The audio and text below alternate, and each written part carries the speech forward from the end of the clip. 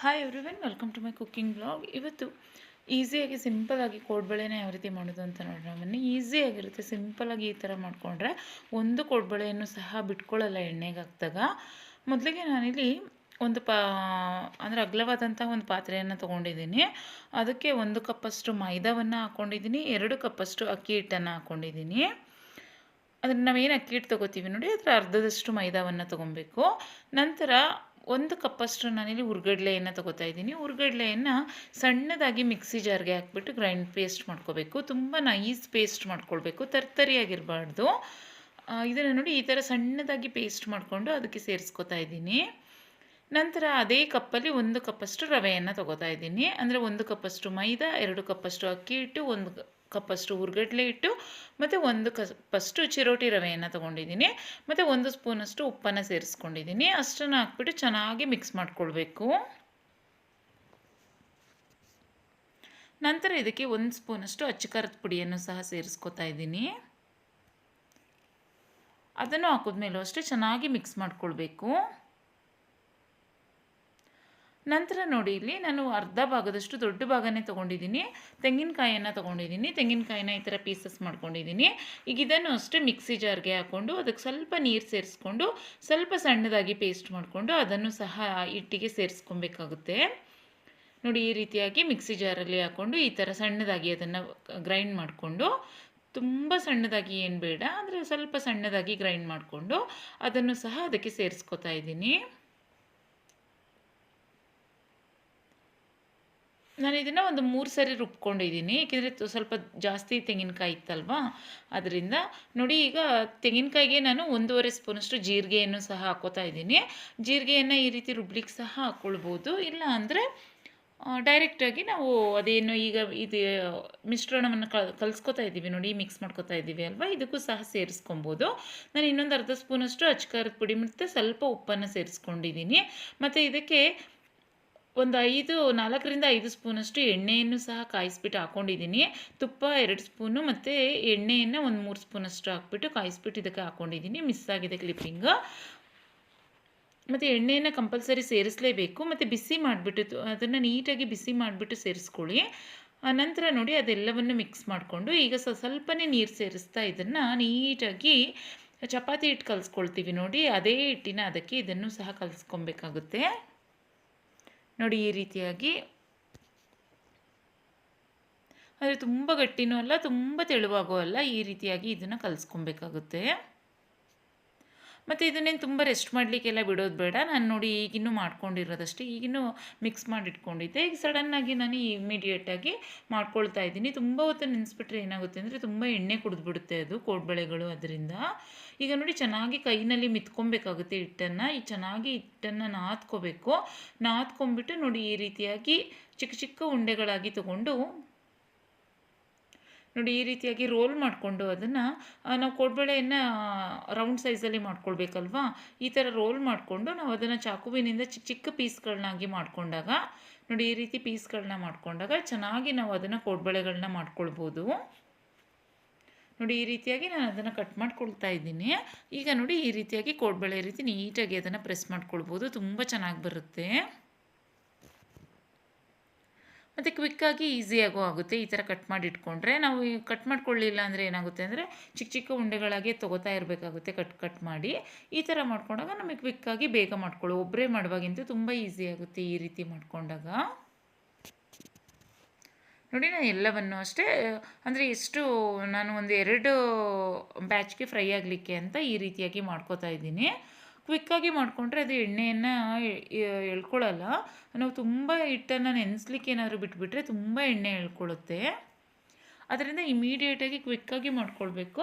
ಮತ್ತು ತುಂಬ ಎಣ್ಣೆ ಎಳ್ಕೊಳ್ಬಾರ್ದು. ಅಂದರೆ 2 ಬಾಣಲಿಗೆ ಎಣ್ಣೆ ಇಟ್ಕೊಂಡು 2 ಕಡೆಯೂ ಬೇಯಿಸ್ಕೊಂಡ್ಬಿಟ್ರೆ ಅಂತೂ ಬೇಗ ಒಂದು ½ ಆನ್ ಅವರಲ್ಲಿ ಮುಗಿದೋಗ್ಬಿಡುತ್ತೆ. ಇಲ್ಲಾಂದರೆ 1 ಅವರ್ 1.5 ಅವರ್ ಅಂತೂ ತೊಗೊಳುತ್ತೆ ಇದು ಬೇಯಲಿಕ್ಕೆ. ಏಕೆಂದರೆ ತುಂಬ ನಿಧಾನ ಬೇಯೋದು ಮತ್ತು ಪೂರ್ತಿ ನಾವು ಕಡಿಮೆ ಉರಿಯಲ್ಲೇ ಇದನ್ನು ಬೇಯಿಸ್ಕೊಬೇಕಾಗುತ್ತೆ. ನೋಡಿ, ನಾನೀಗ 2 ಬ್ಯಾಚಿಗೆ ಆಗೋಷ್ಟನ್ನು ಮಾಡ್ಕೊಳ್ತಾ ಇದ್ದೀನಿ. 2 ಸೈಡಲ್ಲಿ ಬಾಣಲಿ ಇಟ್ಕೊಂಡು ಬೇಯಿಸ್ಕೊಂಡ್ಬಿಟ್ರೆ ಅಂತೂ ಬೇಗ ಆಗಿಬಿಡುತ್ತೆ.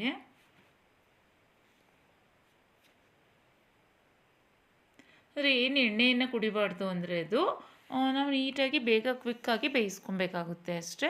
ಮತ್ತು ಇದನ್ನು ಲೋ ಫ್ಲೇಮಲ್ಲೇ ಬೇಯಿಸ್ಕೊಳ್ಬೇಕು, ಆಗ ಒಳಗೆಲ್ಲ ಚೆನ್ನಾಗಿ ಹಿಟ್ಟು ಬೆಂದಿರುತ್ತೆ. ನಾವೇನಾದ್ರು ಫ್ಲೇಮ್ನೇನಾದ್ರು ಜಾಸ್ತಿ ಮಾಡಿಬಿಟ್ರೆ ಮೇಲೆ ಬೇಯುತ್ತೆ, ಅದರ ಒಳಗಡೆ ಬೆಂದಿರಲ್ಲ, ಬೇಗ ಸಾಫ್ಟ್ ಆಗಿಬಿಡುತ್ತೆ. ಅದರಿಂದ ಪೂರ್ತಿಯಾಗಿ ಲೋ ಫ್ಲೇಮಲ್ಲೇ ಒಂದೊಂದು ಬ್ಯಾಚೇ ಇದು 1/4 ಗಂಟೆ ತೊಗೊಳುತ್ತೆ ಬೇಯೋದು. ನೋಡಿ ಈ ರೀತಿಯಾಗಿ ಎಲ್ಲವನ್ನು ಮಾಡಿಟ್ಕೊತಿದ್ದೀನಿ. ತುಂಬ ಈಸಿಯಾಗಿ ಮಾಡ್ಕೊಳ್ಬೋದು, ಏನೂ ಕಷ್ಟ ಇಲ್ಲ ಇದು ಮಾಡಲಿಕ್ಕೆ. ಕ್ವಿಕ್ಕಾಗಿ ಆಗುತ್ತೆ, ಈಸಿಯಾಗಿ ಮಾಡ್ಕೊಂಬಿಡ್ಬೋದು. ಮತ್ತು ಒಂದು ಸ್ವಲ್ಪನೂ ಬಿಟ್ಕೊಳ್ಳೋದಿಲ್ಲ. ನೋಡಿ ಈಗ ಎಣ್ಣೆಯನ್ನು ಸಹ ಕಾಯಲಿಕ್ಕೆ ಇಟ್ಕೋತಾ ಇದ್ದೀನಿ. ನಾವು ಅದು ಮಾಡಲಿಕ್ಕೆ ರೋಲ್ ಮಾಡಲಿಕ್ಕೆಲ್ಲ ಶುರು ಮಾಡ್ತೀವಿ ಅಲ್ವಾ, ಆ ಟೈಮ್ಗೆ ನಾವು ಎಣ್ಣೆ ಇಟ್ಕೊಂಡ್ಬಿಟ್ರೆ ಬೇಗ ಆಗಿಬಿಡುತ್ತೆ.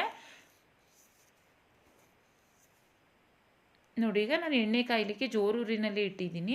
ಆದರೆ ಕೋಡ್ಬಳೆಗಳನ್ನ ಹಾಕಬೇಕಾದ್ರೆ ನಾವು ಫುಲ್ಲು ಫ್ಲೇಮ್ನ ಕಡಿಮೆ ಮಾಡ್ಕೊಳ್ಬೇಕು. ಸ್ವಲ್ಪನೂ ಜೋರೂರಿನಲ್ಲಿ ಬೇಯಿಸೋ ಹಾಗೇ ಇಲ್ಲ. ಇದನ್ನು ಪೂರ್ತಿಯಾಗಿ ಲೋ ಫ್ಲೇಮಲ್ಲಿ ಬೇಯಿಸ್ಕೊಂಡ್ರೂ ಸಹ ತುಂಬ ಚೆನ್ನಾಗಿ ಬರುತ್ತೆ.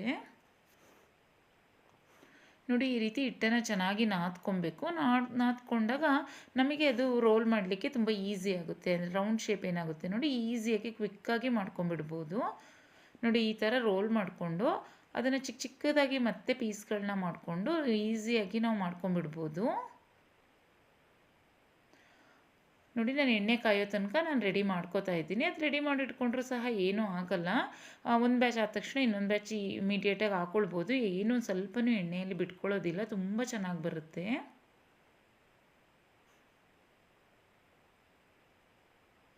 ನೋಡಿ ಈ ರೀತಿಯಾಗಿ ಕ್ವಿಕ್ಕಾಗಿ ಮಾಡ್ಕೊಂಬಿಡ್ಬೋದು.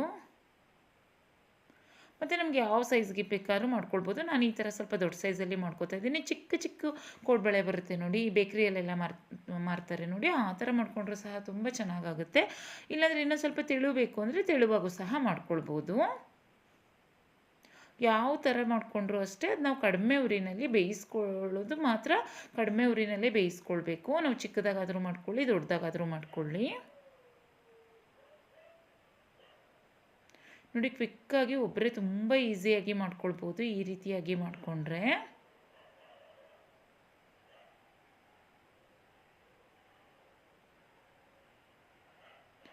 ಮತ್ತು ಇದನ್ನು ನಾವು 1 ವೀಕ್ ಆದರೂ ಸಹ ತೆಂಗಿನಕಾಯಿ ಹಾಕಿದರೂ ಸಹ ಹಾಳಾಗೋದಿಲ್ಲ. ನಾವು ನೀಟಾಗಿ ಕಡಿಮೆ ಊರಿನಲ್ಲಿ ಗರ್ಗರಿಯಾಗಿ ಬೇಯಿಸ್ಕೊಂಡ್ರೆ 1 ವೀಕ್ ತನಕನೂ ನಾವು ಹೊರಗೆ ಫ್ರಿಜ್ನಲ್ಲಿ ಇಡೋ ಅಂಥ ಅವಶ್ಯಕತೆಯೇ ಇಲ್ಲ. ಇದನ್ನೆಲ್ಲ ಫ್ರಿಜ್ನಲ್ಲಿ ಇಟ್ಟರೆ ತಿನ್ನಲಿಕ್ಕೂ ಅಷ್ಟು ಚೆನ್ನಾಗಾಗಲ್ಲ. ಹೊರಗಡೆನೇ ಇಟ್ಬಿಟ್ಟು ನಾವು 1 ವೀಕ್ ಮೇಲೆ ಇದನ್ನು ಯೂಸ್ ಮಾಡ್ಬೋದು. ಮತ್ತು ಈಗ ಹಬ್ಬ ಎಲ್ಲ ಬರ್ತಾ ಇದೆ ನೋಡಿ, ಹಬ್ಬಕ್ಕೆಲ್ಲ ಕಂಪಲ್ಸರಿ ಮಾಡೇ ಮಾಡ್ತೀವಿ ಅಲ್ವಾ, ಚಕ್ಲಿ ಕೋಡ್ಬಳೆ ಎಲ್ಲ. ಈ ಥರ ಮಾಡಿಕೊಂಡ್ರು ಸಹ ಕ್ವಿಕ್ಕಾಗಿ, ಮತ್ತು ಎಣ್ಣೆಗೆ ಹಾಕಿದಾಗಲೂ ನೋಡಿ ಸ್ವಲ್ಪನೂ ಬಿಡೋದಿಲ್ಲ ಎಣ್ಣೆಯಲ್ಲಿ, ತುಂಬ ಚೆನ್ನಾಗಿ ಬರುತ್ತೆ.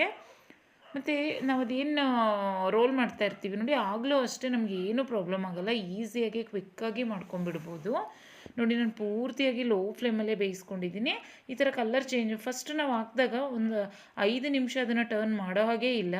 ಅದೇನು ನೋಡಿ ನಾವು ಹಾಕಿದಾಗ ನೊರೆ ಬರುತ್ತೆ ನೋಡಿ, ನೊರೆ ಕಡಿಮೆ ಆಗುತ್ತೆ ನೋಡಿ, ಆವಾಗಲೇ ಟರ್ನ್ ಮಾಡಬೇಕು ನಾವು ಈ ರೀತಿಯಾಗಿ.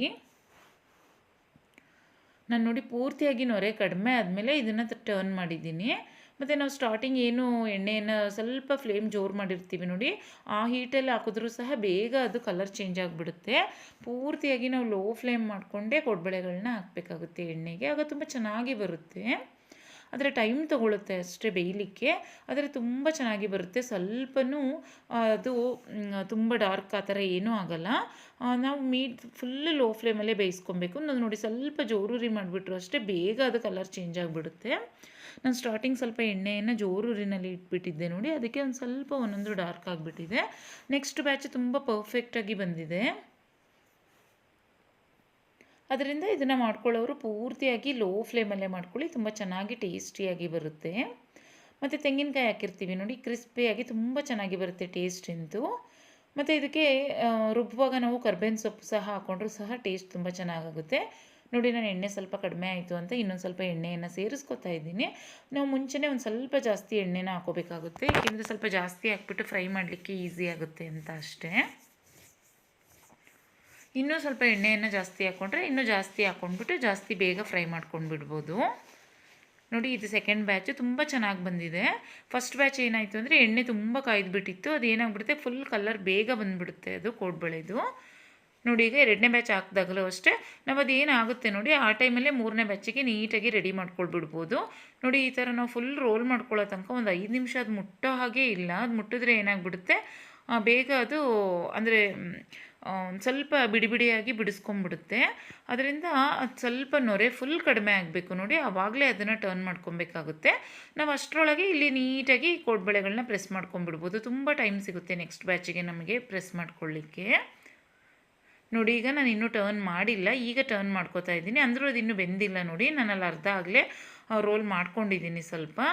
ನೋಡಿ ಈ ಕಲರ್ ಸ್ವಲ್ಪ ನೋಡಿ ಎಣ್ಣೆ ಎಲ್ಲ ಸ್ವಲ್ಪ ಅದು ನೊರೆ ಏನಿದೆ ನೋಡಿ ಎಣ್ಣೆದು ಅದು ಸ್ವಲ್ಪ ಕಡಿಮೆ ಆಗಬೇಕು, ಅಲ್ಲಿ ತನಕ ನಾವು ಅದನ್ನು ಟರ್ನ್ ಮಾಡ್ಕೊಳ್ಳೋ ಹಾಗೇ ಇಲ್ಲ. ನೋಡಿ ಈಗ ಎಣ್ಣೆ ಸ್ವಲ್ಪ ನೊರೆ ಕಡಿಮೆ ಆದಮೇಲೆ ನಾನು ಟರ್ನ್ ಮಾಡಿಕೊಂಡು ಈಗ ಅದನ್ನು ನೀಟಾಗಿ ಬೇಯಿಸ್ಕೊತಾ ಇದ್ದೀನಿ. ಮತ್ತು ಒಂದೂ ಸಹ ಬಿಟ್ಕೊಳ್ಳೋದಿಲ್ಲ ಎಣ್ಣೆಗೆ, ತುಂಬ ಚೆನ್ನಾಗಿ ಬರುತ್ತೆ ನೋಡಿ ಎಷ್ಟು ಚೆನ್ನಾಗಿ ಬಂದಿದೆ ಅಂತ. ಮತ್ತು ಇದನ್ನು ನೀವು ಎಷ್ಟು ದಿನ ಒಂದು 15 ದಿನ ಸಹ ಸ್ಟೋರ್ ಮಾಡಿ ಇಟ್ಕೊಬೋದು, ಅಷ್ಟು ಚೆನ್ನಾಗಾಗುತ್ತೆ. ನೀಟಾಗಿ ಈ ಥರ ನೋಡಿ ಕಡಿಮೆ ಉರಿನಲ್ಲಿ ಬೇಯಿಸ್ಕೊಂಡ್ರೆ. ಈಗ ಹಬ್ಬ ಎಲ್ಲ ಬರ್ತಾಯಿದೆ ಅಲ್ವಾ, ದೀಪಾವಳಿ ಹಬ್ಬ ಎಲ್ಲ ತುಂಬ ಚೆನ್ನಾಗಾಗುತ್ತೆ ಇದನ್ನು ಮಾಡಿಕೊಂಡ್ರೆ.